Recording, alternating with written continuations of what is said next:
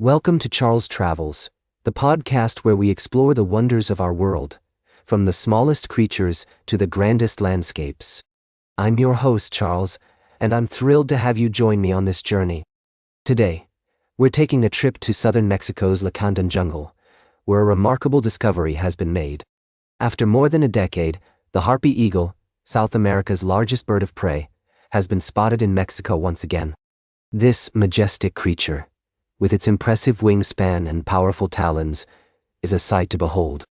As we delve into the story, I'm reminded of the importance of conservation efforts and the impact that human activities can have on our environment.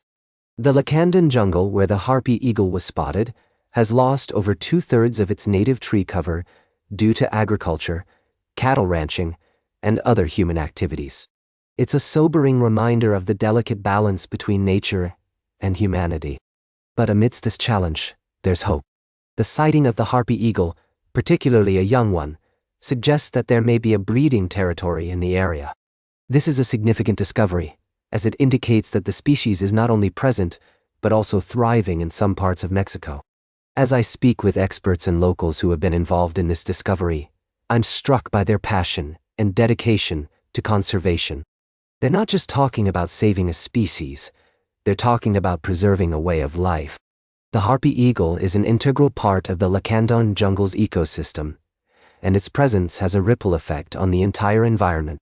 As we explore this story further, I'm reminded of the wisdom found in small towns and communities.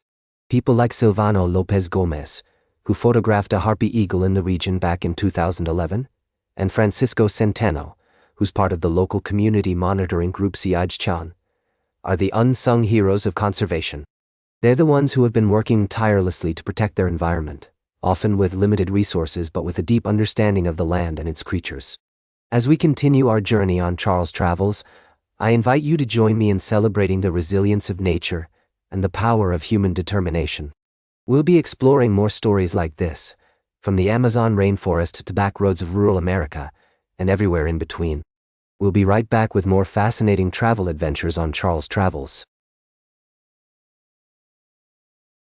Welcome back to Charles Travels.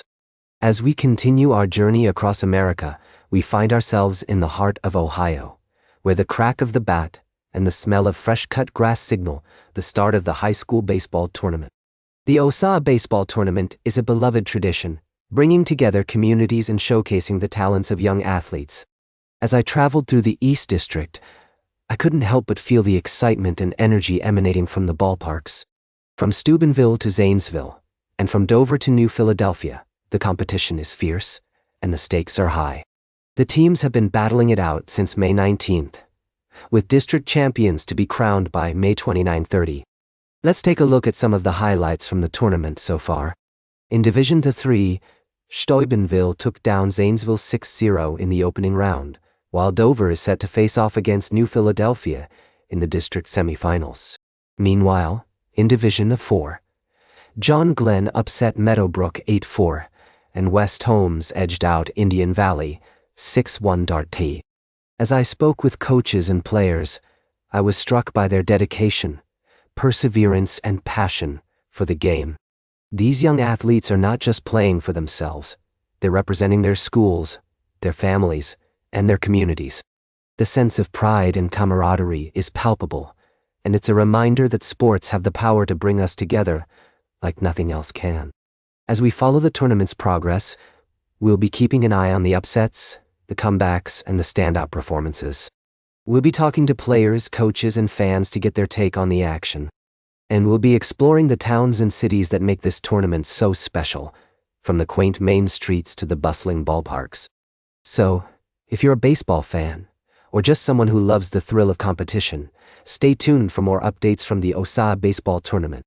We'll be bringing you all the excitement, drama, and joy of this beloved American pastime. Stay tuned for our final story of the day, right here on Charles Travels. Welcome back to Charles Travels, dear listeners. As we conclude our journey for today, I'd like to take you to the scenic roads of Italy, where the Giro d'Italia is currently underway. The 2025 edition of this prestigious cycling event has been nothing short of thrilling, with its ups and downs, literally. Today, we're focusing on Stage 12, a 172 km ride from Modena to Valladolid, which promises to be a real treat for the sprinters. As I delve into the details of this stage, I'm reminded of the beautiful Italian countryside, with its rolling hills and picturesque towns. The riders will face a gentle climb at Basso, followed by rolling terrain that carries them to the intermediate sprint at Foligno. The second classified climb at Borsea will certainly test their endurance, but it's the final 100 km that will really get their hearts racing. The stage flattens out, and the sprint trains will start to assemble, setting the stage for a thrilling drag race to the finish line. The wide, straight roads of Valladolid will provide the perfect backdrop for this high-speed spectacle. I can almost imagine the roar of the crowds as the riders hurtle towards the finish, their colorful jerseys a blur as they battle for victory. Now, I know some of you might be thinking, Charles, who's going to take the win? Well, my friends, it's anyone's game. Caden Groves, Casper van Uden, and Mads Pedersen are all strong contenders, each with their own unique strengths. But if I had to pick a winner, I'd say Caden Groves is looking like a top bet. He's been performing phenomenally well, and his confidence is sky high after that first win of 2025. As we wrap up this segment, I want to leave you with a sense of excitement and anticipation. The Giro d'Italia is a true test of human endurance, a celebration of the beauty of cycling and the stunning Italian landscape. Whether you're a die-hard fan or just a casual observer, there's something for everyone in this incredible event. That's all for today's Charles Travels. Remember to like, share, and subscribe, and until next time, keep on traveling.